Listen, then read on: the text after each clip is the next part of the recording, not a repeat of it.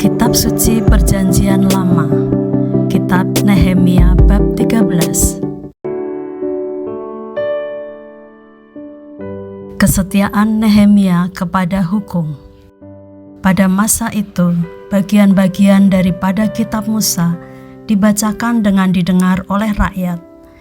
Didapati tertulis dalam kitab itu bahwa orang Amon dan orang Moab tidak boleh masuk jemaah Allah untuk selamanya, karena mereka tidak menyongsong orang Israel dengan roti dan air, malah mengupah Bileam melawan orang Israel supaya dikutukinya.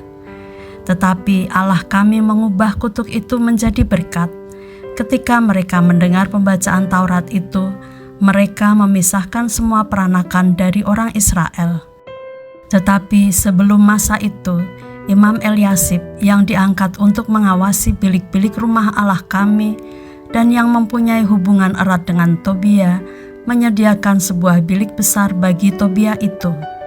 Sebelumnya, orang membawa ke bilik itu korban sajian, kemenyan, perkakas-perkakas, dan persembahan persepuluhan daripada gandum, anggur, dan minyak yang menjadi hak orang-orang Lewi, para penyanyi, dan para penunggu pintu gerbang, dan persembahan khusus bagi para imam. Ketika peristiwa itu terjadi, aku tidak ada di Yerusalem, karena pada tahun ke-32 pemerintahan Artasasta Raja Babel, aku pergi menghadap raja. Tetapi sesudah beberapa waktu, aku minta izin dari raja untuk pergi. Lalu aku tiba di Yerusalem dan melihat kejahatan yang dibuat Eliasib untuk keuntungan Tobia, sebab bagi Tobia ini telah disediakannya sebuah bilik di pelataran rumah Allah. Aku menjadi sangat kesal, lalu kulempar semua perabot rumah Tobia keluar bilik itu. Kemudian kusuruh tahirkan bilik itu. Sesudah itu kubawa kembali ke sana perkakas-perkakas rumah Allah, korban sajian dan kemenyan. Juga kudapati bahwa sumbangan-sumbangan bagi orang-orang Lewi tidak pernah diberikan, sehingga orang-orang Lewi dan para penyanyi yang bertugas masing-masing lari ke ladangnya. Aku menyesali para penguasa, kataku, mengapa rumah Allah dibiarkan begitu saja? Lalu kukumpulkan orang-orang Lewi itu dan kukembalikan pada tempatnya. Maka seluruh orang Yehuda membawa lagi persembahan persepuluhan daripada gandum, anggur, dan minyak ke perbendaharaan. Sebagai pengawas-pengawas perbendaharaan, kuangkat Imam Selemia dan Sadok, seorang ahli kitab, dan Pedaya seorang Lewi, sedang Hanan bin Sakur bin Matanya diperbantukan kepada mereka karena orang-orang itu dianggap setia. Mereka diserahi tugas untuk mengurus pembagian kepada saudara-saudara mereka. Ya Allahku, ingatlah kepadaku karena hal itu, dan janganlah hapuskan segala perbuatan bakti yang telah kulakukan terhadap rumah Allahku dan segala pelayanan di dalamnya. Pada masa itu, kulihat di Yehuda orang-orang mengirik memeras anggur pada hari Sabat, pula orang-orang yang membawa berkas-berkas gandum dan memuatnya di atas keledai, juga anggur, buah anggur, dan buah ara, dan pelbagai muatan yang mereka bawa ke Yerusalem pada hari Sabat. Aku memperingatkan mereka ketika mereka menjual bahan-bahan makanan. Juga orang Tirus yang tinggal di situ membawa ikan dan pelbagai barang dagangan dan menjual itu kepada orang-orang Yehuda pada hari Sabat, bahkan di Yerusalem. Lalu aku menyesali pemuka-pemuka orang Yehuda, kataku kepada mereka, kejahatan apa yang kamu lakukan ini dengan melanggar kekudusan hari Sabat?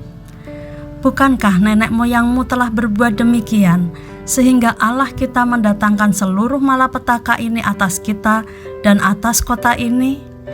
Apakah kamu bermaksud memperbesar murka yang menimpa Israel dengan melanggar kekudusan hari Sabat? Kalau sudah remang-remang di pintu-pintu gerbang Yerusalem menjelang hari Sabat, kusuruh tutup pintu-pintu dan kuperintahkan supaya jangan dibuka sampai lewat hari Sabat. Dan aku tempatkan beberapa orang dari anak buahku di pintu-pintu gerbang, supaya tidak ada muatan yang masuk pada hari Sabat. Tetapi orang-orang yang berdagang dan berjualan rupa-rupa barang itu kemudian bermalam juga di luar tembok Yerusalem 1-2 kali. Lalu aku memperingatkan mereka, kataku, "Mengapa kamu bermalam di depan tembok? Kalau kamu berbuat itu sekali lagi, akan kukenakan tanganku kepadamu." Sejak waktu itu mereka tidak datang lagi pada hari Sabat. Juga kusuruh orang-orang Lewi mentahirkan dirinya dan datang menjaga pintu-pintu gerbang untuk menguduskan hari Sabat. Ya Allahku, ingatlah kepadaku juga karena hal itu, dan sayangilah aku menurut kasih setiamu yang besar. Pada masa itu juga, kulihat bahwa beberapa orang Yahudi memperistri perempuan-perempuan Asdod, perempuan-perempuan Amon, atau perempuan-perempuan Moab. Sebagian dari anak-anak mereka berbicara bahasa Asdod atau bahasa bangsa lain itu dan tidak tahu berbicara bahasa Yahudi. Aku menyesali mereka, kukutuki mereka, dan beberapa orang di antara mereka kupukuli dan kucabut rambutnya, dan kusuruh mereka bersumpah demi Allah, demikian, "Jangan sekali-kali kamu serahkan anak-anak perempuanmu kepada anak-anak lelaki mereka, atau mengambil anak-anak perempuan mereka sebagai istri untuk anak-anak lelakimu atau untuk dirimu sendiri.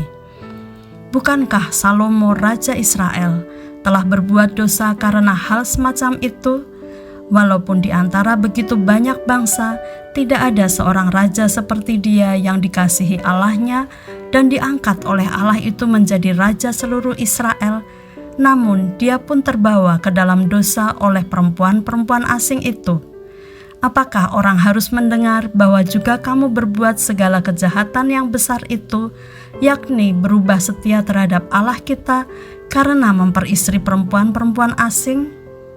Seorang dari anak-anak Yoyada bin Eliasib, imam besar itu, adalah menantu Sanbalat orang Horoni itu.